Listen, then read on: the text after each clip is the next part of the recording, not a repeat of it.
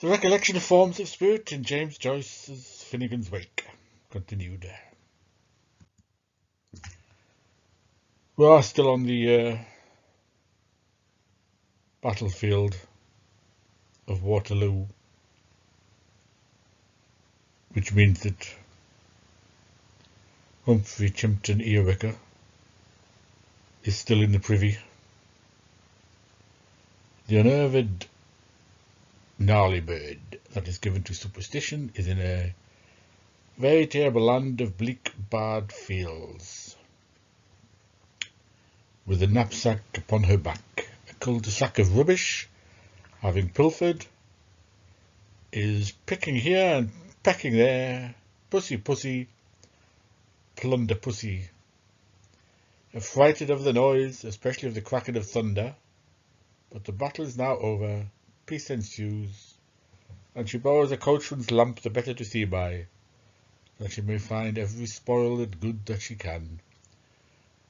Boast and night garters and masses of shoe sets and nickelly knacks, and fodder or Michael, and a lugly parson of cates, and howitzer much shears, and midges and maggots, ills and ells with lofts and toffs, and plura bells.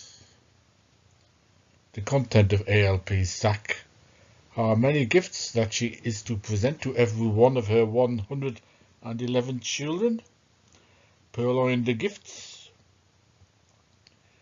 and yet it was so beautiful and true to wife of her, to steal our historic presents from the post-propheticals, for she is the transmitter of the litter of the past, and furthermore, among its contents, is the mysterious letter from Boston, about which we are to read so much, and yet which is legible only in part. The wind is blowing over the downs, a veritable table of green fields. That is a phrase that recollects the hostess's account of the death of Falstaff in Shakespeare's Henry V. For after I saw him fumble with the sheets and play with flowers and smile upon his fingers' ends, I knew there was but one way, for his nose was the sharp as a pen, and I babbled of green fields. This is a later emendation involving some guesswork, for the folio reads, a table of green fields, which makes little sense. Did Joyce have this original reading in mind when describing his veritable field of bleak bards or blackbirds? If only somewhere from within the nocturnal pit. The nocturnal pit, as you may recall if you've been watching my previous videos, was Hegel's phrase for the unconscious.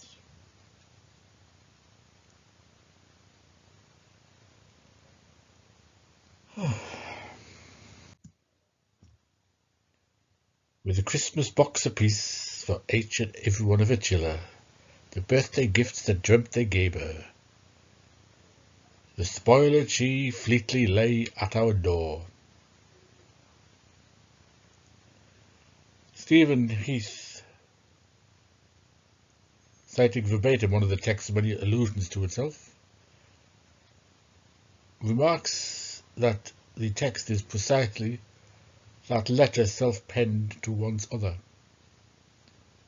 Because, of course, the wake, when it's talking about litter, it also refers to letter, the letter from Boston, which we will find out at the end, spoiler alert, was written by Anna Olivia Plurabelle. But fake. The prospect that is being presented here is somewhat similar to an ancient engraving hung upon a wall, a distortion in which appearances are misleading. In this extraordinary and undifferentiated worldview, Forts, museums, tumuli, and inns are all one and the same. So too are the noises and falls of the keen and the keens of the wake one and the same. There is an encounter between Mutt and Jute, which are, of course, based on Mutt and Jeff, comic strip characters, Augustus Mutt and Jim Jeffries. In US cartoonist Henry Conway, Bud Fisher's San Francisco Chronicle strip. It started in 1907. Two working-class everymen, Mutt, the native Irishman, in the wake that is, primitive but free, Jute, the foreign invader of Scandinavian origin, as is the tavern keeper, a Protestant, neither Celt nor Catholic.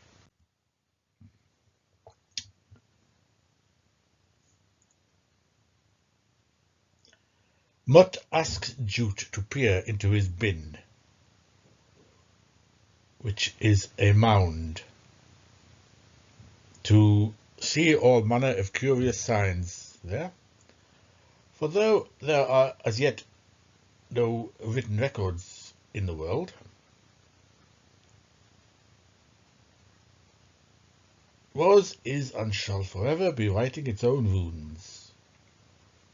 Mutt asks Jute if he can read it, for it is the same told of all the Neanderthal, as it's called in the wake, Neanderthal.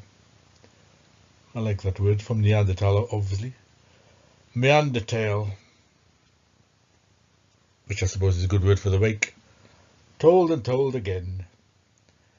Alongside Jute we peer into the dustbin or midden and behold the horde of objects in a fine old mess.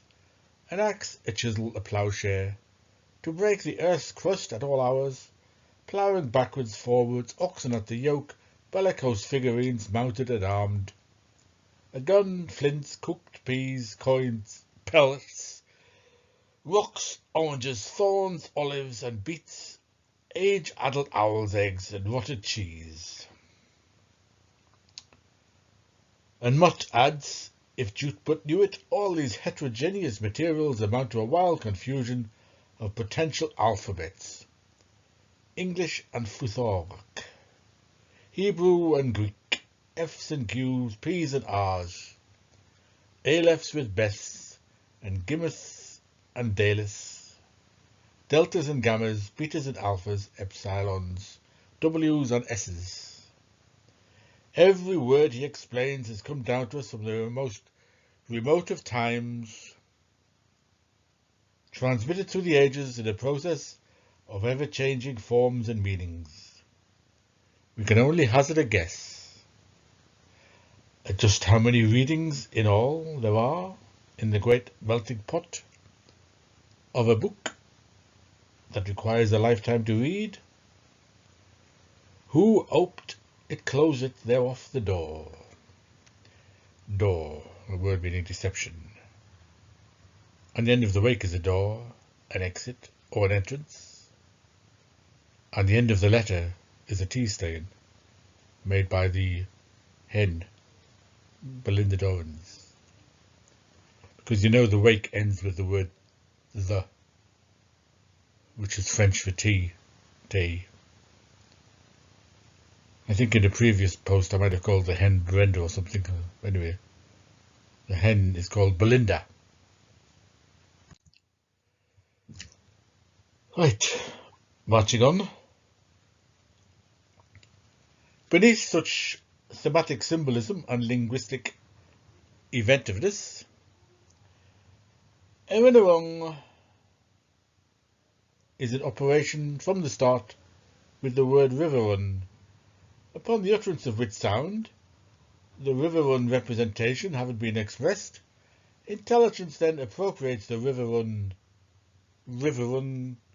connection. It takes it into its possession, as Hegel puts it,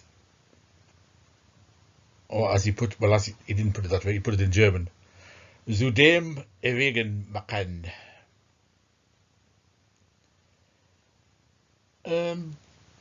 The river-run connection assumes the status of a universal, and the individual river-run sound is a universal representation that can be used on indefinitely many occasions.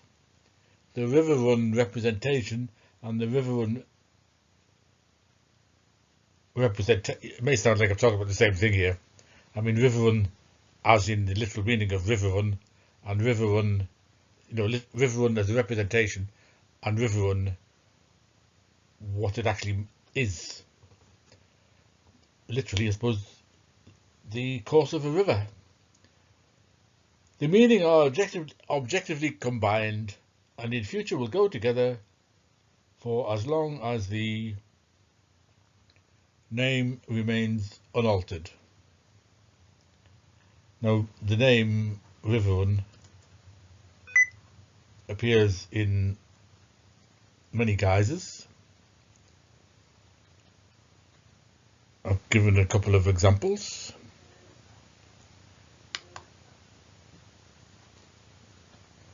There was never a warlord in great errands, and Bretland know. If you hoard him outily, as we how him labyrinthly, from morning rise till nightingale, with drums and bones and hums and drones, your inner-reared heardly hear he, ho ha hi, he hung, ting ting.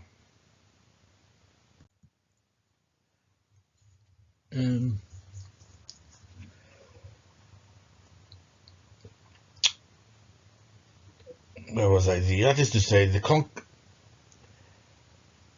the representations combined, the river-run representation and a river-run representation, the content or meaning, which is to say, the river-run representation, and this single representation, or the representing, is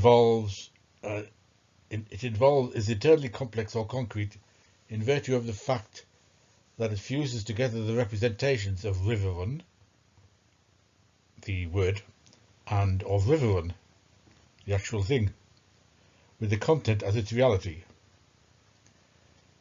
Now, Aubert observes that river-run is unreadable, speaks of such that C note 44 shouldn't really be there. I mean, that's referring back to my previous post where I mentioned Aubert. Speaks of such phenomena as the actualization of a noun as it emerges from an echo by means of its dismemberment and differential analysis of a set of adverbs and a preposition, and this actualization coincides with another process, that of articulation, or the actualization of the article, in this case the indefinite article. So this is applying a structuralist reading to the wake, adverbial dismemberment, absurd adjectival nominalization, terminal neural echo, indeed, in the concluding, away, alone, alas, aloved, along the. So the claim is made that what we are witness to at the abrupt conclusion of ALP's final flowing monologue is a definite article calling attention to itself, and the absence of a noun to mask the empty space to be signified that has been cleared by the article's powerful grammatic performative the. The, like a finger pointing at nothing, comes to signify in and of itself signification. This is Aubert's interpretation, which I disagree with completely. Which is to say, by this analysis we are fooled by the fingers pointing at a void as our attention is misdirected away from the finger itself, and when faced with a semiotic situation with no apparent signified, the resulting anxiety that we experience may leave us scrambling for a referent. What anxiety might that be, I ask? This is merely more pissing about, remember from my last post, that takes Joyce to have mischievously provided us with a referent in the river-run with which the text opens, however many days, weeks or months earlier we began our reading. But this is not how language works. Our experience of the world is not of a series of unconnected moments. The does not point to a void, while the recollection furnishes us with a temporally extended present. Right.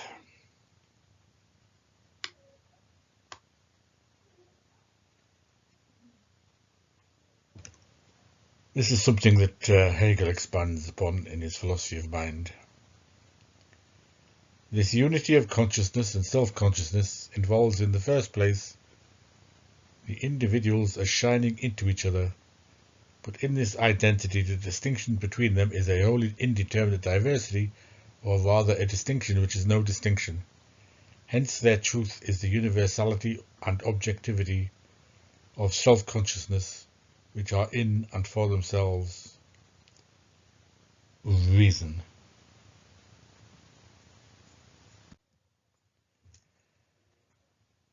It is more likely that the content is still the meaning, and that meaning is the reality, because the highest stage of memory, mechanical memory, disregards the meanings of words, concentrating only on words as such, and this, in Hegel's view, is the transition to conceptual thinking.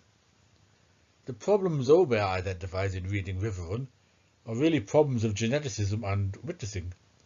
Aubert begins by arguing that the articulation of River Run depends not upon any meaning of the word itself, but rather upon economies of differentiation registered by both the word and its context. Alone the word suggests several incongruous possibilities. Although its raw material is a writer's manuscripts, genetic criticism owes more to structuralist and post-structuralist notions of textuality than to philology and textual criticism.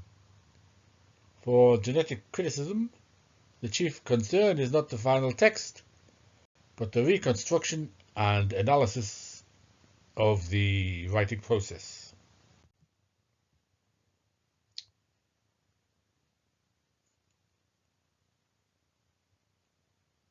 Two representations fuse into one.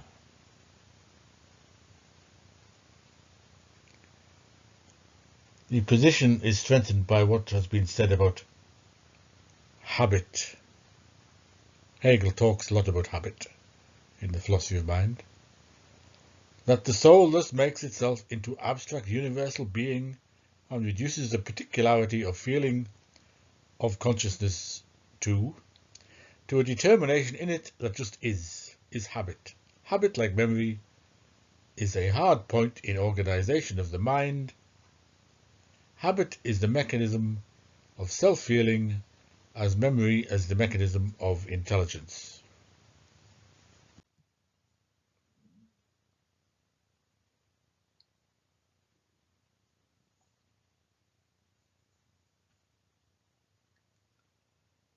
Hearing a word and understanding its meaning are not two distinct successive events. Referring to Hegel again from the philosophy of mind, we consider memory in three forms. First, name retaining memory. Second, reproductive memory. Third, mechanical memory. The first thing here then is this: we retain the meaning of names, we acquire the capacity, in the case of linguistic signs, of recollecting the representations objectively linked with them. Thus, when we hear or see a word belonging to a foreign language, its meaning presents itself to us, but it does not follow that the converse is true, that we can yet come up with the corresponding word signs for our representations in that language. We learn to speak and write a language later than we understand it.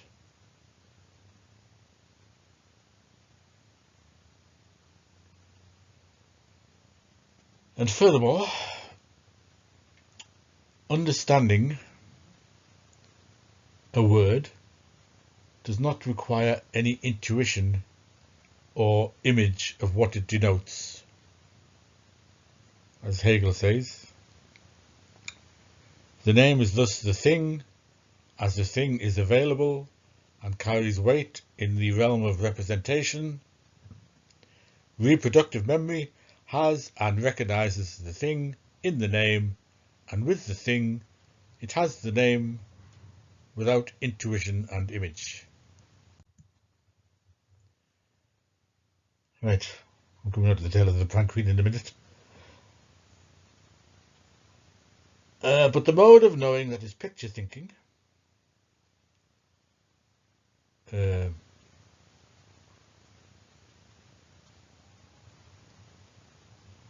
renders the immaterial and the abstract as sensuous, material and concrete, and reality's visage is twisted askew, and through its sensuous and particular imagining it twists spirit askew in the process.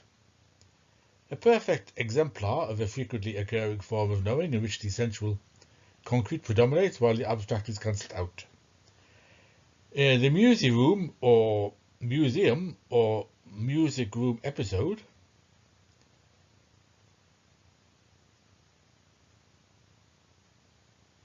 provides a detailed description of the miscellaneous objects conserved in the building, recounted by the keeper Kate, who is guide, collector and preserver of discarded objects.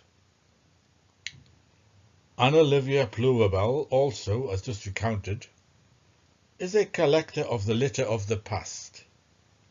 Mutt and Jute peered into a board. I'll start again. Mutt and Jute peer into a bin of hoarded objects in a fine old mess.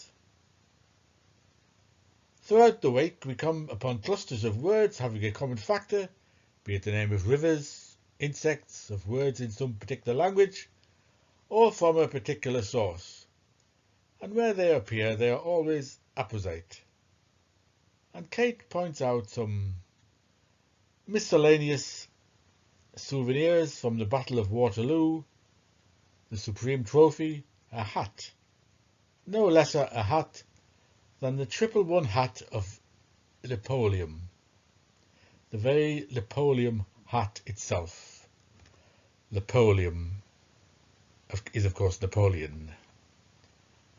3 soldiers crouched down in a ditch. The 3 Napoleon boys crouching down in the living ditch. The museum, it now transpires, is a dung heap, foreshadowing the approaching attacks upon HCE. Kate's museum is no more than a dung heap, odds and ends left behind after the war, but more significantly, HCA himself. A messenger crosses over the terrain to reach the girls, and the ginnies start to weep, and off down a hill race the girls go, while Willingdon, that's Wellington, spies upon them through his telescope. But now we realise that the watcher is being watched by the troopers for the dirty old ruffian that he is.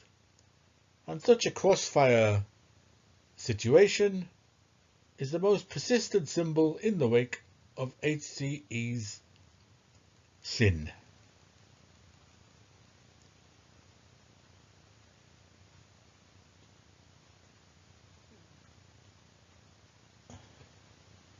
The individuality of subjective spirit, however, is not to be understood in terms of such merely personal peculiarities or oddities that attach to one individual mind and not to another, for the structure of the mind is of interest insofar as it is universal in its character. What is essential and what not, and not what is accidental or contingent. Recollection is a universal character of mind. It is thereby in operation in every form of spirit. Empirical psychology, by contrast, is like the gnarly bird, simply picking up the facts as it finds them, taking them for granted, asking no questions, content to say that spirit has recollection, whereas philosophy demonstrates that recollection is an essential factor of spirit. So this section ends with the tale of the prank queen. Jute had been instructed to stoop to the midden, and now the readers are urged to look at the book in their hands, their copy of the Wake, and observe how the movables are scrawling in motions, marching all of them ago, in pit-pat and zing-zang, for every busy eerie Whig's a bit of a Tory tale to tell. The tale of the prank queen was set long ago in the old long-gone Stone Age of free love, when everybody lived a love with everybody else. And the tale apparently embodies, in part, a Baconian take on the evolution of language, from inarticulate grunts and whines of inexpressive giants, save when under the influence of great passion. Hence the exclamation, Scheiß, from Scheische, German, shit, with the first words being loud and onomatopoeic utterances. The first language, this is going back to Giambattista Vico's theory of history. The first language was a kind of poetic, creative singing. And yet, when it comes down to it, it is nothing but a simple tale of a man and his family. At its centre is as simple a tale as paper can carry.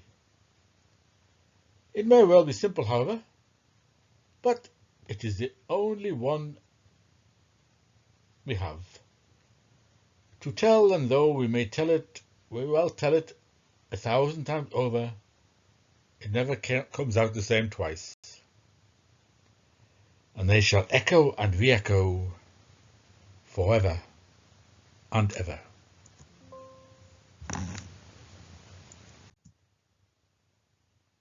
To be continued.